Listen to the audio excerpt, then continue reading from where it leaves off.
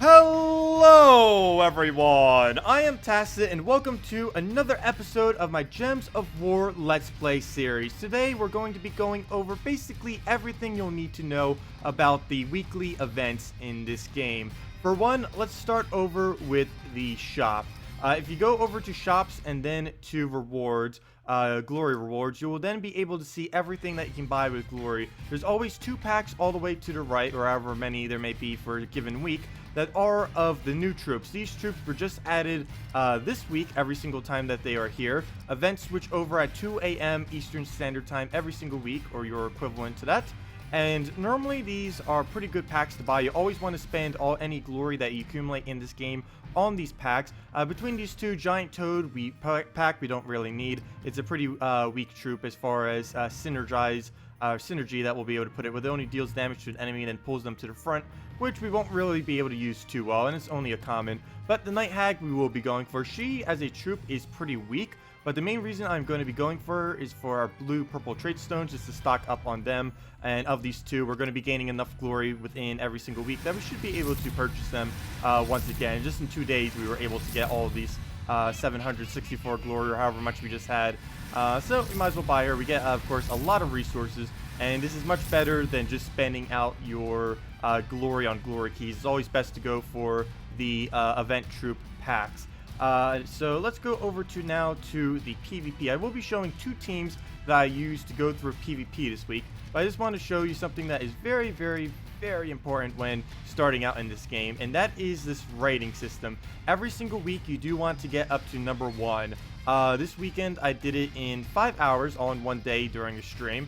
It took approximately that long with a average team, and we were able to get all the way up to this rank 1, which then gives all of these resources as you get there. Every single time you tick up one of these, you'll get all the resource below it, and you can accumulate a lot of glory keys, glory souls, and gold through this method. That's actually how we got all of our glory keys right here, so we might as well open them all. First, let's just open these 10 gold keys. That's how we just got from the pack that we just bought from the shop. We got Spider Swarm and Skeleton. Both of these are actually somewhat decent. Spider Swarm, this is mainly just a troop spawned from the giant spider. As an actual troop, we would never need to put it in our team. But Skeleton is one of the better skull spawners in this game. Actually, as a newer player, it's basically the only one you currently really have access to, because most of the things that can spawn skulls in this game tend to be more towards the higher end, or at least the troops made specifically for that. But he creates skulls and then gains an extra turn, as well as gain a little bit of armor. He has that guaranteed extra turn, so you won't really be missing any of the skulls that you create with him. So decent to put into a team. And now let's go over to our bulk of glory keys. 46 was from getting to rank 1 in PvP, which I highly advise doing every single week, as it is a great way to accumulate all the troops. And the other 2 are just from the glory pack that we just bought with our glory. So here's the 48 that we got, and let's just skip through it and see what we get. Okay, Ifrit. It is an epic, but it's actually a pretty weak epic at that. Just deals damage randomly split among enemies and then burns a random enemy. You may notice the other episode we got a fire lizard, which basically does something similar for only 11 mana, plus that one creates red. So Ifrit is kind of weak. You don't really need to use it. And New Bite Warrior is also pretty weak. It's a good armor buffing earlier on. If we needed something that needed armor, like Rowan, a Paladin, or something, we may want to put it with it. But the Fortress Gate will just be bulking up your team with useless tanks that have 0 attack, or at least very low attack, and for the most part you wouldn't really be needing it. Berserker is decent, has some nice damage, is very random, and it does do some damage to itself, but then it gains attack, and that scale is pretty high, or the damage that it does, but the attack will always help to just be able to tank up with him. You normally get a very high HP on him. As he levels, he gets basically no armor and has one of the higher HPs in this entire game, though I'm pretty sure I will not really be needing him. Black Beast does have quite a few synergies. He's also pretty good in Arena if you happen to draft him, because you can just devour your whole team, and then you just have one gigantic Black Beast. You might be able to find a use for him earlier on in the game, as we can just make a single troop that can one-shot everything. Plus, he does create 6 skulls, which will hopefully help us connect into a kill. Marsh Raptor, you won't ever really need to do. Just deals damage to the weakest enemy, and then gains free attack and magic. It is very, very flimsy in its HP and armor, both of which are fairly low. Tuskar deals damage to the enemy, boosted by his life, and then he gains some life. This, unless we were using some kind of HP buffer with it, we wouldn't really need to put a Tuskar on our team. Overall, he's just fairly average. Griffin Knight we can use in an all-Knight team if we wanted to, particularly with stuff like Knight Coronet. Deals damage to a random enemy and then creates a bunch of yellows. For the most part, we won't really be needing a Griffin Knight. Hellhound is absolutely useless, don't use it. Pegasus is fairly towards the weaker side, but it does have a decent boost ratio. It removes all the yellow and then does damage at a 2-to-1 based on that many removed to the back enemy. The only problem is it actually uses yellow, so it is denying one of its own colors, which makes it quite a bit weaker. Revenant here is fairly decent. Deals damage to the last enemy, boosted by how many skulls there are on the board, and then places a death mark on them. And that death mark, of course, 10% chance every single turn that it could kill. So it does have some pretty good damage potential there, either between its actual back shot or the death mark itself. And then we just get a bunch of resources. I also we also got some event keys from the guild task. Of course, on Mondays and Tuesdays are normally the biggest 2 days that you get event, or you get guild drops from your guild. And event keys is one of the keys that we do want to save for whenever it is a good event week. This week it is Darkstone, and none of the troops are particularly interesting this week that we can get from the event drop pool, so we're not going to be doing so. And also, speaking of guilds and weekly things, let's go to our guild real quick. One other thing that is a little bit harder to get, which I don't advise doing every single week, as it does take about twice as long than just getting 1.5k rating in PvP. But one thing I do want to note is the seal system. Of course, doing any of these will accumulate seals, which you then use for guild chests. And if whatever your guild upgrades them to, you'll then be able to obtain a better drops. I actually did quite a few of these on stream, and I'm going to go through some of them. But you can do up to 1,500 per week, plus whatever you happen to buy or whatever your guild gives. Like someone from my guild ended up buying, the small guild I'm in, ended up buying this one pack, which then gave me 4 keys I used right before I recorded this. Probably should have done it with the recording. We ended up getting a lava elemental from it. But let me just go over some of the drops, better drops that we actually got real quick from the stream and just from off camera real quick. Let me go to rarity, and that should give us some of the better ones. So these were the main 3. Anointed one, Grand Inquisitor, and Hellcat. Anointed one after this week won't really be that good, but you can see he has 2 little green arrows on him. This is from the event, meaning he's being double buffed here. He's gaining 50% extra stats. So you can see his stats are fairly high for level 10, but that's because he's getting that 50% extra bonus this week. But that will end after this week. Same as Grand Inquisitor. He's pretty good with an all-white helm team, which I believe we could build now. From some of the drops I recently got, but he gains barrier, does quite a bit of damage at a 5x ratio for every white helm, including himself on the team. So even right here, he could do as much as 25 damage at level 1 and give himself a barrier, so pretty decent. And another good drop that we got was Hellcat. We'll be able to use this if we can ever find an Alchemist, do an Alchemist Hellcat loop. This transforms all of a selected mana color to red. Alchemist can do all of a selected mana color to yellow, and we kind of just keep looping back between the two. And he also just does a little bit of damage to a random enemy.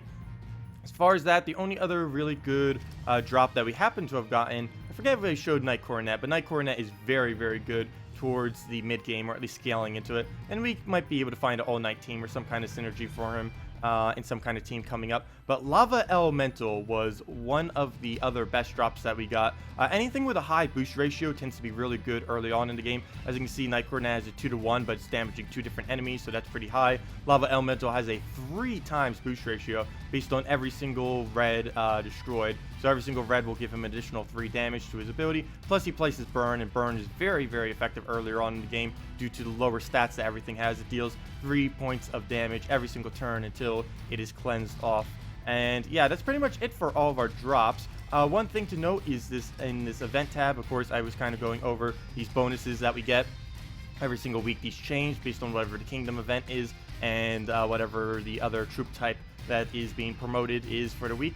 This one, using an all undead and explorer, this one wasn't that good this week. We didn't really have a need to do it. 20 souls is very small compared to the output that we can do in stuff like arena, but upcoming weeks may have better rewards. As you can see, there's the reset timer right there for all these events. It tells you on all these screens what they are and when they're going to be coming. And right here is the event gem system, something else that was very recently added into this game, just this week actually. And as you do a certain objective, you start getting these little event gems, and you can claim quite a few decent rewards. The best one this week would be getting up to the Avena at 250, which if you kill 250 undead this week, we would have gotten. But of course, I just made this account 2 days ago. We haven't really had that much time, so we only got 19 event gems. One thing to note about these though, you can see we have 19 right now. This is a 10-point collect. When we do this and get our 10 gems, we actually maintain all of our event gems. This only resets every single week. Like, it would reset for me in 2 hours and 16 minutes as of this exact moment. But it resets every single event week, and you just accumulate them through the week, so you can claim every single one as you get them. Claiming one won't reduce your amount of points, so it just basically just one per week as you go all the way through them. So that's a little bit better. It is very hard to get towards 500 and 1000 though. Realistically, especially on this account, I only expect to be getting about 250 or 100 unless some of the higher drops are excessively good for the week. But anyways, now let's go into the PvP and show the two teams I use with my current selection. Let me just show what my current selection is right now. Some of this I didn't have when I was making my picks, but for the most part, this is what I had to choose from when I was creating these teams.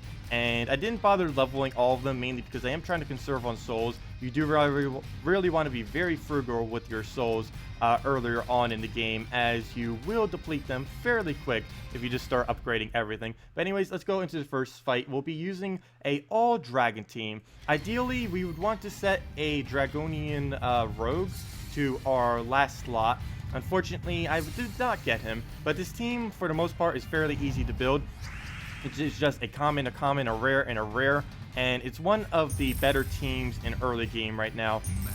A Dragon Soul, which is a legendary, would make it exponentially better, and a Dragonian Rogue instead of a Dragonette would make it somewhat better. I only end up leveling up the Baby Dragon and the Dragon Tar. The Dragon Tar in particular is what makes this team work.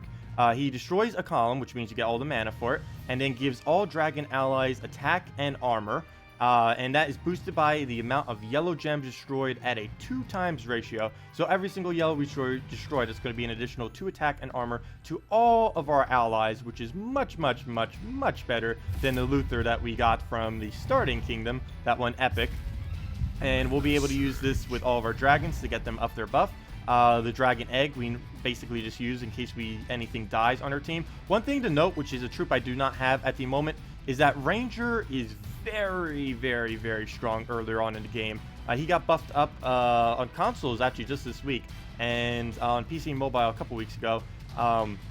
He deals damage to an enemy, deals 8 damage split among all enemies, and the split damage is also boosted per enemy that is alive. So right now he is doing a total what would that be? That would be 35 damage is how much damage he'll be doing total to our team. And as you can see, without any buffs, that's nearly a one-shot to our entire team with the stats that we currently have. So very dangerous. We do want to take every single green and yellow off the board for that reason. Yellow will be able to remove with disability, and greens will just take manually with our swipes to just deplete them from the board. Right here, of course, we'll just aim at whatever column has the most yellows. Generally, that is what you aim it at. There are some instances in which we would aim it at something else, which if they occur, I'll show you when during this. And let's see. Okay, good. We didn't give him any skulls. We want to be able to take every single skull we possibly can, simply because one of the only ways we can really kill with this team is by taking skulls. And he's going to throw that down. Dark Master is pretty good to be using in your team in early game, and particularly this week that already just passed. Dark Master was getting a double bonus, which made him even stronger than normal. But he's still pretty strong on any given week, mainly because he has a static 9 damage at all levels. So even if you have him at a very low level, like he only has that level 10, he still does that full 9 damage. So still very powerful. You only use him up to about level 50 or 100, then he really starts to lose his effectiveness, because things by that point start to do a lot more damage in this 9. But we'll take that. Right before he gets that really huge damage off on us, we got him killed. We can use this again if we wanted more damage, but I'm going to be using it. This is one of the instances in which we would use it at a different location. I'm using it down this one, even though it's not as many yellows. I'm hoping that we get a skull right there, which of course would kill him out if we were to get it. And we don't, but of course you do want to try at least attempting those, because if you get it, then you just got yourself a nice bit of damage. Okay, we'll take the I need to try to get Dragonet up. Dragonet is pretty strong earlier on in the game as well, or kind of throughout the game. It places a lot of status effects, 1 through 5 status effects on any target that we end up aiming at. And if we get things like Death Mark, Burn, Poison, some of those are very, very, very powerful. Come on, yellow. Okay, we didn't get the yellow. He's going to throw that at us again. And he will get the summon. And he even gets 2 attack to all allies if he happens to kill. But let's go and aim at him. I do need him dying if we can get him to do so. And hopefully that Death Mark will do it. Death Mark and Silence. Death Mark, 10% chance every single turn that he will die. Silence, make sure he can't accumulate mana, nor can he cast for the duration of the stats effect. So we'll do this right here. Just to get a little bit of buff, get some mana. And I should probably keep the Dragon Tower at full mana at this point, mainly because we're going to be needing it for not to block out our Dragonet. But now that it has shifted us up a little bit, we can now use our Baby Dragon and hopefully get a decent dragon. Baby Dragon can summon any dragon in the entire game, including itself and including the Dragon Egg, which is kind of weird, but it is any dragon in the game. But it can do anything from all the legendary dragons and every other dragon. One thing to note is that the Baby Dragon's summon is based on how much magic it has. As you can see, this is a level 4 Drake Rider because our Baby Dragon had 4 magic. And same goes for the Dragon Egg and pretty much every single summoning troop in this game. This Dragon Egg has 2 magic. So if it makes a Baby Dragon, that Baby Dragon will be level 2, regardless of what your level yours is. I'm going to wait a turn and hope that Death Mark kills that. In the meantime, let's just do it at dust level, I guess. We get Poison on it and Silence. And good, because it just went for double mana there, so that completely blocked it out. We'll hope for a Skull. And again, no Skull. But we have a Death Mark on that. I'm really hoping that will kill it. Poison will just keep ticking down the other one. So eventually it will die. And it does remove off the Death Mark. One thing to know about Poison is it's the only status effect that does not naturally cleanse off of a troop. So it'll be helping us quite a bit. Though all we really need is 1 Skull to take it out. But I will take out this column. We can actually kill it out almost. The reason that did 6 damage instead of 3 is because it had Hunter's Mark on it. Hunter's Mark status effect makes all skull damage do twice as much, and that includes destroyed or exploded skulls. And as you saw there, we destroyed 3 skulls from that column, which then end up doing 6 damage because it does twice as much. Well, nothing really that we can do here. Might as well just take the yellow, I guess. Hopefully he won't interrupt our greens, and he does. Okay, we'll take our purple and get a status effect, or actually maybe we won't. I think we'll give him skulls if we do that. Oh no, we won't give him skulls. Oh yes, we will. Do it right there. So he will get skulls, but we can place our status effects on it now, and hopefully we get something like poison. Hopefully he swipes that down. If we don't, okay, Death Mark, go Death Mark, kill him. Okay, good. He did take it the right way, so we can just do that, and then that's match. Oh, and we get a gold key from the manual swipe. There is about a 1% chance or so every single time you manually swipe some gems that you will get a gold key. And that was one of the main teams that we were using to try to get up to 1.9k rating. And now let me show you the other one, which is more event-based. Let me just scout this out real quick, make sure that we can take it out. Ooh, Merchant's Blade. I wish I could have gotten that. That was... Oh, this is actually a very tough team, but for fun, let's see if we can actually take it out. Our team definitely isn't the strongest that we're doing here. Made it completely based on the event. It's a complete Darkstone team of all human Darkstone. As you can see, we're getting a full human bonus and a full Darkstone bonus. One thing you may notice with the dragon and the other bonus or team that we just did, both of them have a full bonus on them, a 4 times and a 4 times bonus. This is very, very important when making early game teams, mainly because this gives you a lot of extra stats. As you can see here, we're getting 5 extra attack, 4 extra armor, and 1 extra magic for having 4 dragons and for having 4 from Dragon's Claw. And here we also are getting quite a bit of effects. Not only are we getting a bunch of bonuses from having human and the 50% that we're getting for this current event, we're also getting 6 armor, 5 attack, and 2 life to all of our allies. So one other, like I said earlier, we got very lucky during stream and ended up pulling an anointed one, which made this team possible. And as you can see, I actually didn't really bother leveling many of these. mainly because I want to conserve extremely on souls. Some of these I could have done to 5 if I really wanted to, just to make sure they don't really die, but because of the 50% bonus this week, I don't really need to because they're already getting a okay amount of stats. This team is built basically on the whole premise that Anointed One will tear them to pieces with his skull damage. As you can see, he's only level 10, and right now he is starting with 17 attack, which is very strong. And we also have a double buff from Dark Master, and all of them double buffed because they're all Darkstone and they're all humans. So let's see. We don't need these browns, but we'll get a red out of it, so we'll do that. We mainly need to focus out our Anointed Ones, and any skull that ever gets placed on the board are our two main priorities. Unfortunately, we aren't using two colors, yellow and brown, on this team, so there are turns that we might not have a option. Oh, I wish that would have been a surge. Could have really helped us there. Well, he's going to accumulate quite a bit of mana. Luckily, he's not using too many colors himself, so we should be able to take advantage of that. We'll take these reds. We will be able to buff up, giving him even more attack and armor. Ooh, he does get some skulls. That's unfortunate, but he gives us some free skulls, so we can make up for it with that. There is a 4 times of red right there. As you can see, his ability is transforms all green to red, so we'll be able to utilize that to get a attack and life buff, as well as all of that right there. All of the mana. We'll take that for the extra turn off the blues, and now we already have his ability back up. Unfortunately, we won't be able to use it for an extra turn, but we do have that very high attack that we can utilize if we get the chance to. And there is the skull. It's a little bit of a waste to take that skull. I might even just leave it there, I'm thinking. I think I'll let the AI take it. So we're going to use the Ninetales on it. That will give all of our allies 2 attack, because whenever that ability gets a kill, it gives all your allies 2 attack. So that's why we got it right there. I'll take these purples. One thing to note is that we are using a +2 purple, +1 red, -1 yellow banner. Whenever, oh, I could have done that last turn. Whenever you are using a team without a color, you normally want to double check all of the +2, +1, -1 banners to make sure to see if any of them would really help the colors that are on your team. Because if you're not using a color, then you might as well use a banner that gives you 3 additional mana instead of 2. This isn't always the case, depending on what kind of mana synergy it has, but in most cases you do want to go for it.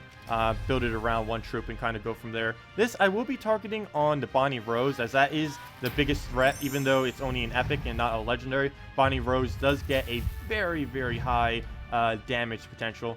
So we'll just throw this down. It's not an extra turn, but we'll get even more HP, we'll get even more attack, and we just keep going from there. And as you can see, he even got all of his mana back just from the cascades that he did. This Ninetales, we can use it to kill out the Bonnie Rose if we want to, because we did get a very lucky burn on it. So let's do just that. He does have a poison. That is going to be very devastating to everything on our team, except for our tank right here, our Anointed One. I actually forgot what he's called for a second. Our Anointed One there. So we'll just take this, get our reds, get more reds. Don't really need the mana, but it's fine if we take some of them away. We need to make sure we can get these greens and reds over here to alignment. So taking them away from over here won't really matter much. I will take these greens mainly just so we get Hag. I'm not too worried about his boost ratio. I don't think that poison will really be able to kill him. It will probably do work on the other two, but I'm not too worried about it killing our Anointed One. So we got Entangle on it, which will prevent it from doing any skull damage. Unfortunately, that will do absolutely nothing for his ability. So he'll get that off. Anointed One, we still can't really get a cast off. We do have quite a bit of red on here, so with our Thrall, we might be able to get an extra turn. He automatically gets an extra turn if there's 13 or more red on the board. A little bit hard to trigger that, but might be able to get it off. Right now, I'm kind of lost on moves, mainly because we only have 3 colors, 2 of which is already full, so technically we can only take purple or skulls right now to be of benefit to us. Though we could take brown and purples just to make sure he doesn't get any of his abilities up. Fortunately, neither of those 2 are available, so we can't do that. Let's see. We'll take these blues. Trying to keep as many reds on this board as possible now, and hoping that we get green drops, but they're not doing that, so I guess we'll take an extra turn off these reds. We're removing quite a bit of red by doing that, but I was hoping we could get some skulls, which we didn't. I'll take this downwards to deny some of the brown, as well as take the purple away, denying both the purple and the brown, as well as taking some of the purple for ourselves. And there he goes. He gave us an opening, and now we can just take that skull, and we should be in a good position. Keeper of Souls by the AI tends to miss quite a lot, so we're in a pretty good position, and there we go. Skull it down. And those were the two main teams that we were using this week during this event to get to the 1.9k for the week.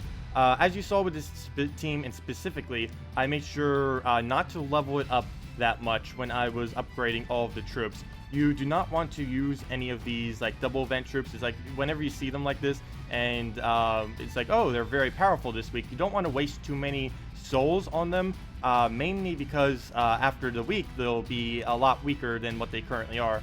As far as this team, I did go Anointed One because there are a couple Reds teams that we might be able to use, and I was kind of considering upgrading Dark Master some, though I know that we were only going to use it in early game. But Dark Master in particular is very, very strong in early games. Definitely something to consider to use in your team. But anyways, that's pretty much everything with PvP that you really need to know. The seals that you use to then use guild keys, the 1.9k rating every single week to just get a bunch of glory keys, and just the event system in general. And also remember, do not spend glory on glory key. Save them for the packs in the reward shop, glory rewards. These packs, they change every single week. The game comes out with new content. It does that every single week, and you never need to really miss it. As long as you save your glory, you'll always be able to have the opportunity of getting the new troops that come in every single week, which is why another reason why you shouldn't spend them on glory. And also, it just has better value buying multiple of the packs than it would ever be from just buying glory keys. But that'll wrap it up for this video. If you guys have any other questions, feel free to leave it in the comment section below. Thanks for watching, and have a wonderful day.